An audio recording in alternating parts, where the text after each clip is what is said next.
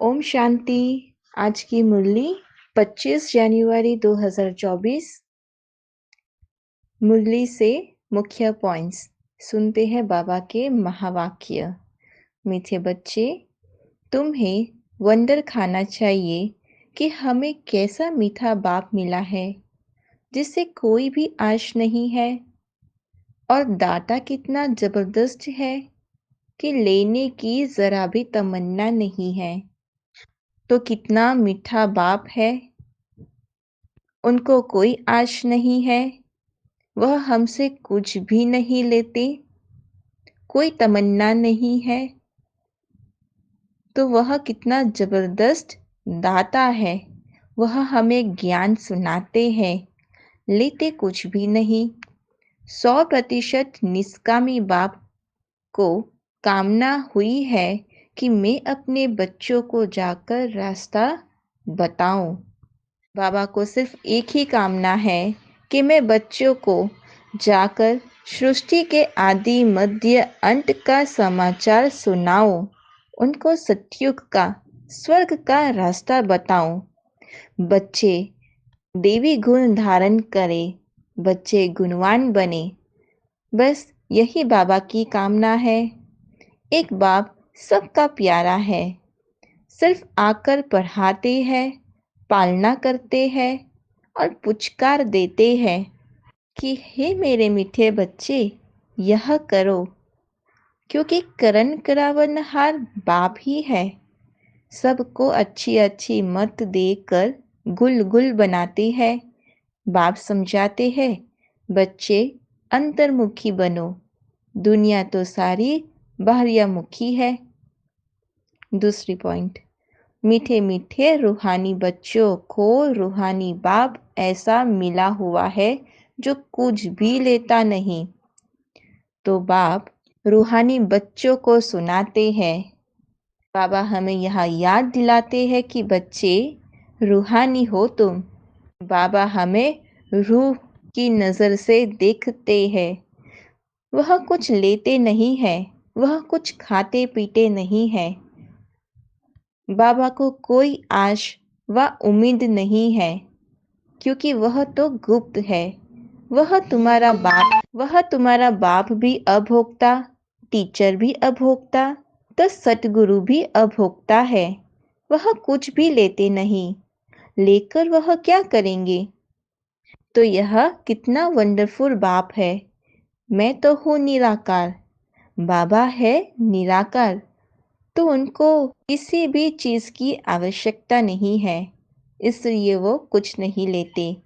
मुझे तो अपना आकार ही नहीं, शिव बाबा को तो अपना आकार भी नहीं है। मैं सिर्फ इसमें प्रवेश करता हूँ। भगवान ब्रह्मा बाबा के थ्रू प्रवेश कर यह पढ़ाई पढ़ाते हैं। बाकी खाते पीते इनकी आत्मा है। निराकार शिव कुछ खाते पीते नहीं है, खाते पीते तो ब्रह्मा की आत्मा है।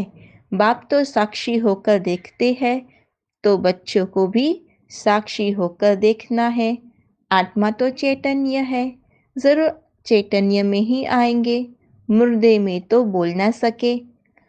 लौकिक बाप तो समझते हैं बच्चे बड़े होंगे फिर मुझे खिलाएंगे। तो लौकिक बाप को तो आश रहती है कि वह बड़े होकर मुझे खिलाएंगे, लेकिन यह जो निराकारी बाबा है, हम आत्माओं का पिता है, उनको कोई आश नहीं है। बच्चे ही धन देते हैं और लेते हैं। बच्चे जो कुछ देते हैं सो उन्हों के लिए ही वह देना लेना हो जाता है। वो उनके ही कल्याण हेतु वह देते हैं। तो 2 मुट्ठी देते हैं और भविष्य में ले लेते हैं। बाकी हाँ, अच्छा पढ़ते हैं तो भविष्य में अच्छा पढ़ पाते हैं। आपस में ही लड़ते झगड़ते टाइम वेस्ट करते रहते हैं। तो बाप कहते हैं तुम तो नाफरमान बरदार हो। मैं तो तुमको श्रीमत देता हूँ, लेकिन बाप को याद नहीं करते, उनको भूल जाते हो। तो यह तो कमजोरी कहेंगे। तो माया एकदम नाक से पकड़कर डस कर सिर पर बैठ जाती है। तो ऐसे माया से हराने वाले फिर ठोर कैसे पाएंगे? बाप कहते हैं सिर्फ मुझ एक को याद करो, बस मैं तुम्हारी सब मनोकामना पूर्ण करने वाला हूँ। यहाँ तो माया को गुलाम बनाना है, यहाँ माया को अपना दास दासी बनाना है, ना ही कि हम माया के दास दासी बने। तो बहुत हड्डी प्यार से सर्विस करनी है, माना अपना तन मन धन से सेवा करनी है, निष्काम सेवा करना है। अब हमारी अवस्था वानप्रस्थी है, सबको वाणी से परी जाना है। कोई कहे हम शिव बाबा को मानते हैं, ब्रह्मा बाबा को नहीं, परंतु दोनों इकट्ठे हैं, बिगर दलाल सोडा हो ना सके। तो दलाल तो चाहिए ना, मीडिएटर चाहिए। जैसे क्लासरूम में मॉनिटर होते हैं तो उसको कितना रिगार्ड दिया जाता है, तो वैसे ही वहाँ सब राजाओं को, तो यह ब्रह्मा बाबा है भाग्यशाली रथ। वह सब राजाओं को, माना सतयुग में सब राजाओं को श्री नारायण का रिकॉर्ड रखना है। तो यह जब रिकॉर्ड रखना सीखो तब तो वहाँ भी सीख सकेंगे, तब वहाँ भी रखे। बाप से लव हो तब तो सोने का बर्तन होगा, तभी चलन बड़ी फर्स्ट क्लास होगी, क्योंकि सोने के बर्तन में ही सब धारणाएं होगी। बाबा से लव होना चाहिए। बच्चों को कभी भी किसी के साथ गुस्सा नहीं करना है। जो बच्चे खान पान की परवाह नहीं रखते, बस सर्विस सर्विस सर्विस, समझाते समझाते गला घुट जाए, ऐसे सिकलदे सर्विसेबल बच्चों को ही ऊंच पद पाना है। ऐसा कोई ना समझे कि हमने धन से मदद की है इसलिए हमारा पद ऊंचा होगा। नहीं, यह तो बिल्कुल भूल की है। सारा मदर है सर्विस और पढ़ाई पर। अगर नॉलेज नहीं तो धारणा नहीं, योग में नहीं तो वह किस काम का। इसलिए पढ़ाई सर्विस पर पूरा ध्यान देना है। साक्षात्कार करके फिर ट्रांसफ़र हो जाएंगे।